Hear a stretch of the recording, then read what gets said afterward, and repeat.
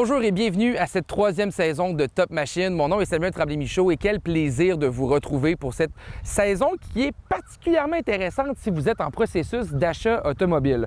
On s'est donné comme mission cette année à l'émission de trouver avec vous la manière de battre un peu l'inflation ou du moins d'essayer de compenser le prix à la hausse des véhicules en vous présentant le palmarès des voitures compactes qui restent sur le marché. Une catégorie de véhicules qui disparaît tranquillement. On a moins en moins de joueurs, mais les joueurs qui restent sur le marché sont extrêmement pertinents et j'avais envie de prendre le temps avec vous d'en parler, de faire le tour et de découvrir à quel point ces produits-là peuvent répondre à vos besoins, peut-être même plus qu'on le pense.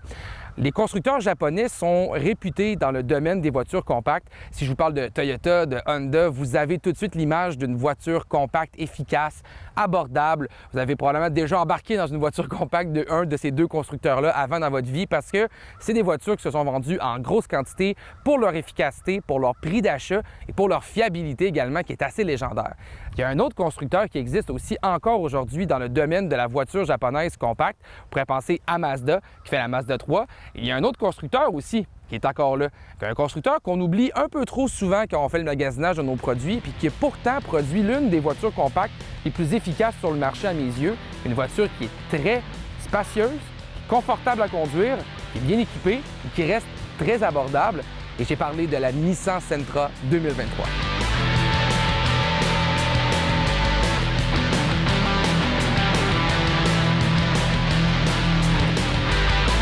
La Nissan Sentra est arrivée en 1982 sur le marché dans sa première génération. C'était une petite voiture compacte économique. C'était ça l'objectif de la Nissan Sentra. On a connu rapidement la deuxième génération qui est arrivée en 1985. Cette génération-là est arrivée avec un peu plus d'éléments, dont deux versions qui sont restées mythiques dans l'histoire. Il y a la version SE, qui est la version spéciale édition, et on avait aussi la version SER, qui est une édition plus sportive. À l'époque, c'était simplement des ajustements techniques légers qui faisaient en sorte que le véhicule était plus dynamique, mais on a continué à l'évoluer, cette version SER-là.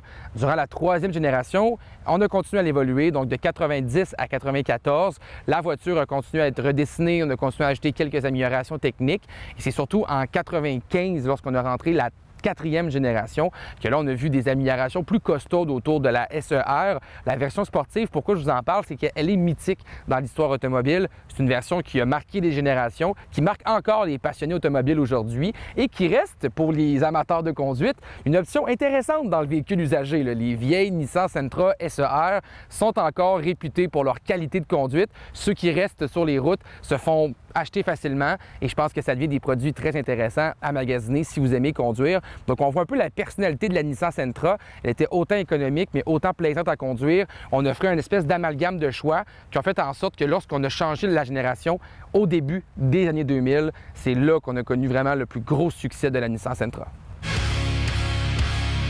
La cinquième génération a été très populaire. Je suis certain que vous avez probablement vu un modèle de la Nissan Sentra au tournant des années 2000.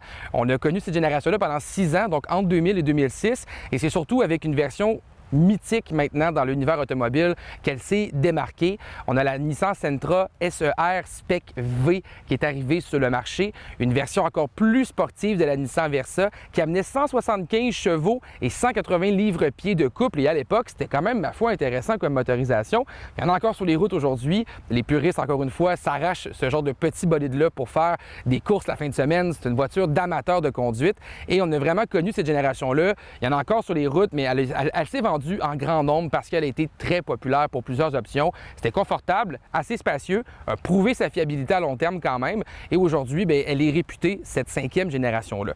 On a connu ensuite la sixième génération qui avait une lourde tâche de continuer l'évolution de la Sentra et est arrivée avec un nouveau style, beaucoup plus carré. On a changé les dimensions, on a changé le look général du produit.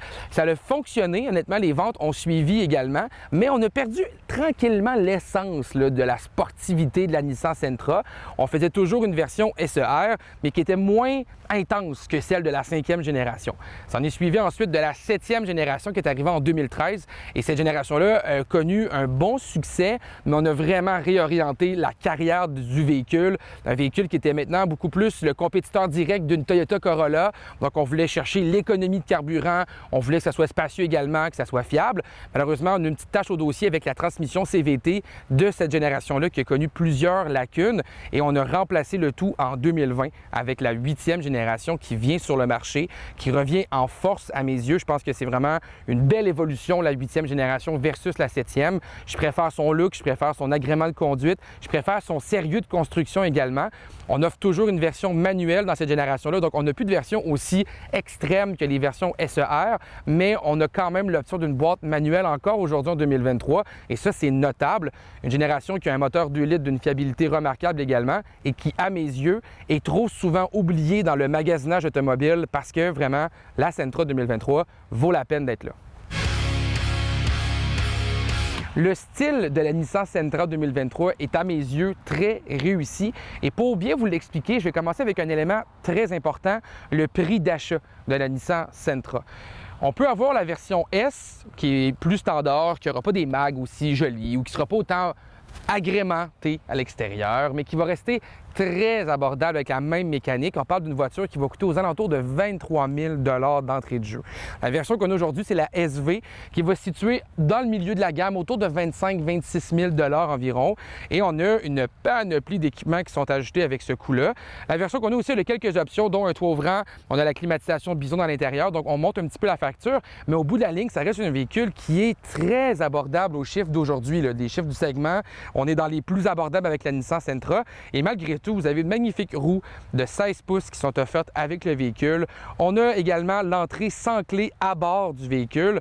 Puis qu'est-ce qui m'impressionne surtout, c'est son espace. Quand on regarde à l'intérieur, vous allez voir, là, mais à l'intérieur de ce véhicule-là, on peut asseoir confortablement sans problème des adolescents, des adultes. On peut être très bien assis pour faire un voyage, partir à l'aventure. Il n'y a pas de souci avec la Nissan Sentra. À l'intérieur aussi, bien, vous avez plusieurs équipements. Je parle de l'intérieur puis de son équipement, mais à 23 000 $, c'est impressionnant de voir ça, à quel point on peut avoir beaucoup de stock à l'intérieur de ce véhicule-là. On a beaucoup d'espace aussi disponible dans le coffre. On a un coffre qui peut rentrer amplement des valises et quoi que ce soit. Je suis pas en train de vous dire que la Nissan Sentra, elle est révolutionnaire pour sa qualité d'assemblage ou son craquement ou son insonorisation. Je suis en train de vous dire que ce véhicule-là est impressionnant pour son prix et sa valeur complète autour. Donc, on a beaucoup de valeur ajoutée avec la Nissan Sentra et ça paraît vraiment quand on prend le volant parce que quand on s'assoit derrière le volant, on a un volant avec un design plat vers le bas du volant qui donne un style plus sportif. On a des cadrans qui sont analogiques en avant de nous, mais qui sont très clairs. On a une tonne d'assistance à la sécurité qui sont de base, d'office avec le véhicule. On a un écran d'infodivertissement qui n'est pas le plus gros du segment, mais qui va faire en masse la job. Bref, vous me voyez un peu là, sur mon argumentaire, j'essaie de vous dire que la Nissan Sentra, pour son rapport qualité-prix, peut devenir une option vraiment intéressante quand on pense au coût actuel d'une voiture, d'avoir une voiture compacte qui a un design qui se montre très bien, là, qui est vraiment pas gênant, autour de 25 000 $. Même si l'intérêt est élevé présentement, même si le coût des véhicules augmente, vous allez réussir à battre l'inflation avec ça. Et à mes yeux, la motorisation qui est dedans, avec la garantie qu'on offre et le style complet de ce produit-là, ça devient une alternative vraiment intéressante du moment où vous êtes prêt à sacrifier quelques éléments, comme un système 4 roues motrices, comme un look plus VUS. Si vous êtes prêt à accepter d'avoir vraiment une voiture, la Nissan Sentra est à mes yeux une des meilleures options sur le marché. Un peu le underdog de l'automobile actuellement. On n'en parle pas tant que ça, mais pourtant tout le monde qui l'essaie est d'accord pour dire c'est vraiment pas un mauvais produit, puis à ce prix-là, c'est vraiment à acheter. Bienvenue à bord du Nissan Sentra de 8e génération. Aujourd'hui, on est dans un modèle 2021. C'est un modèle usagé qu'on s'est fait gracieusement prêter pour faire l'émission. Donc, il y a peut-être quelques distinctions qui sont différentes versus la 2021 et la 2023, mais on est dans la même génération de véhicules. Donc, on n'a pas changé la motorisation, on n'a pas changé les composantes extérieures non plus. Donc, on reste encore une fois dans le même genre de produit. À quoi ça ressemble la conduite d'une Nissan Sentra? Je vous dirais que c'est vraiment confortable. C'est une des premières choses que j'ai envie de vous dire. C'est une conduite qui est plus brute, je vais le dire comme ça, dans le sens que vous êtes dans une voiture qui a un prix de départ de 23 000 $ et ça paraît sur quelques éléments, dont entre autres l'insonorisation du véhicule. On entend beaucoup de sons ambiants. C'est un véhicule qui n'est pas le plus insonorisé que j'ai conduit de ma vie non plus, mais qui dans son ensemble, quand on se rappelle le prix, ça nous pardonne. Là, j'ai l'air vendu. J'ai l'air vendu de vous dire à quel point son prix est intéressant, mais c'est parce que je trouve ça tellement important de vous dire que son prix est bas parce que l'automobile coûte tellement cher actuellement que ça devient une dépense vraiment importante pour les foyers canadiens. Pour vous donner l'idée, là, la voiture moyenne canadienne se vend au moment où est-ce qu'on enregistre cette émission-là, 64 000 $ en moyenne. Et ça, c'est extrêmement élevé. Donc, à 23 000 $, je trouve que c'est une solution pour les gens qui veulent être prudents sur leurs finances et qui veulent toujours avoir un moyen de déplacement efficace. Et ça, la Sentra le fait très bien. À vrai dire, elle le fait mieux que juste très bien parce que c'est une conduite qui est vraiment agréable. Je suis surpris de la qualité de la conduite du véhicule, honnêtement. On est dans un chemin un petit peu plus sinueux, puis franchement, là, la direction est bonne. Le véhicule se comporte très bien sur la route. On a un moteur 2 litres qui est d'une fiabilité exemplaire, qui produit 149 chevaux et 146 livres-pieds de couple. Quand on passe à ce moteur-là, on se dit juste, pour vrai, les statistiques sont correctes, sans plus. Mais quand on prend les courbes, ben, il est là. On a un petit moteur qui est agréable, qui est réactif, qui a un petit peu de punch, puis qui est capable de nous donner un bon petit sentiment de conduite. Puis franchement, c'est impressionnant pour une voiture aussi abordable que ça. Il faut aussi noter qu'il est possible de transférer la transmission CVT pour une transmission manuelle. Moi, je vous dirais que ma version préférée de la Sentra, c'est la version SR. Aujourd'hui, on est dans une version SV qui est de milieu de gamme. La SR est un petit peu plus dispendieuse, mais pas beaucoup, à vrai dire, sont comparables, mais elle se fait en version manuelle. Et la version SR, elle a un toit de couleur noire, on a des carrosseries qui changent de couleur aussi, on a des roues qui sont différentes également, on a la boîte de vitesse manuelle et tout ça pour 26 000 $. Honnêtement, c'est un prix qui est vraiment intéressant pour ce genre de produit-là. C'est comme je vous disais tantôt, l'insonorisation est là, on a des bruits de craquement un peu dans l'habitacle également, mais l'équipement compense pour tout ça. Si vous êtes à la recherche d'une voiture pour vous déplacer, écoutez, j'ai la climatisation à 2 ondes, on a un volant, comme je disais un petit peu plus tôt, qui se tient très bien en main, on a un petit écran d'infodivertissement, c'est pas le plus gros sur le marché, mais honnêtement, il fait en masse le travail, puis il est très intuitif et très facile à naviguer. On a le cruise control également qui est adaptatif, donc qui va ralentir lorsqu'on va arriver derrière un véhicule. On a une panoplie d'aide à la conduite, des avertissements de sortie de voie, des avertissements d'angle mort, bref, un véhicule qui est très bien équipé dans son ensemble et qui, à mes yeux, devient une valeur vraiment, vraiment intéressante. Comme je vous disais tantôt, les accélérations sont là. On a une conduite qui est assez ferme, qui est assez brusque également.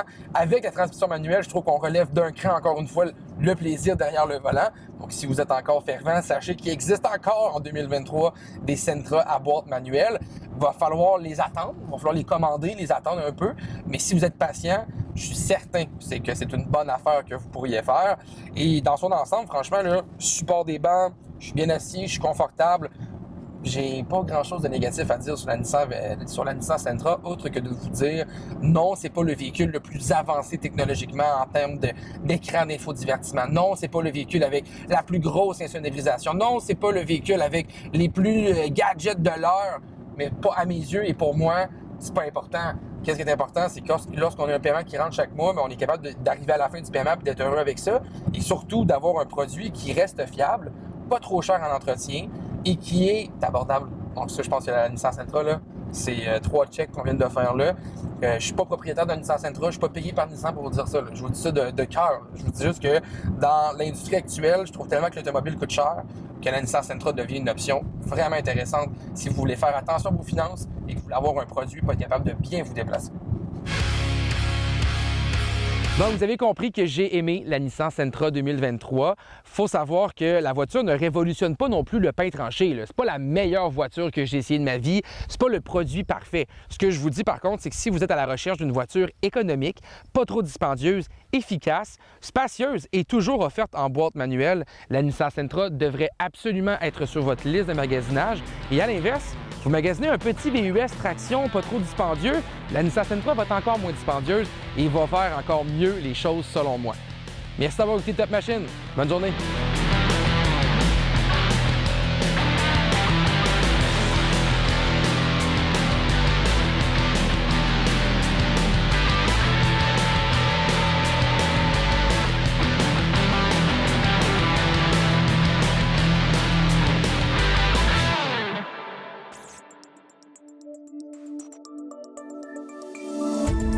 Cette émission d'Accès est appuyée par Cogeco et est rendue possible grâce à la collaboration de la communauté avec Nous TV.